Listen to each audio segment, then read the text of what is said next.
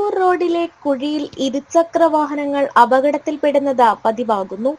കലുങ്കിനോട് ചേർന്നുള്ള കുഴിയിൽ വീണ് 1.5 മാസത്തിനിടെ 20ഓളം അപകടങ്ങളാണ് ഉണ്ടായത്.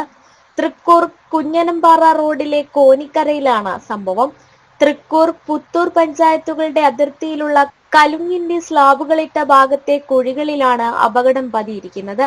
കലുങ്കിനോട് ചേർന്ന് രൂപപ്പെട്ട കുഴികൾ അകലെ നിന്നും വരുന്ന വാഹനങ്ങൾക്ക് പെട്ടെന്ന് ശ്രദ്ധയിൽപ്പെടില്ല.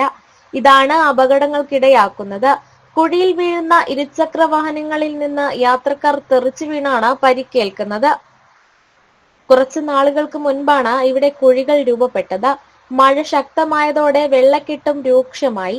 ഇതോടെ കുഴികൾ തിരിച്ചറിയാൻ കഴിയാത്ത അവസ്ഥയായി.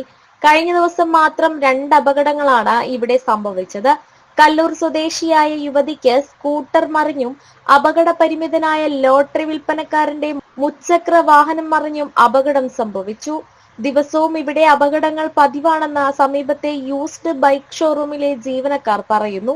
അത്യാധുനിക രീതിയിൽ നിർമ്മിച്ച റോഡിൽ രൂപപ്പെട്ട കുഴികൾ നികത്തി അപകടങ്ങൾ ഒഴിവാക്കണമെന്നാണ് നാട്ടുകാരുടെ ആവശ്യം.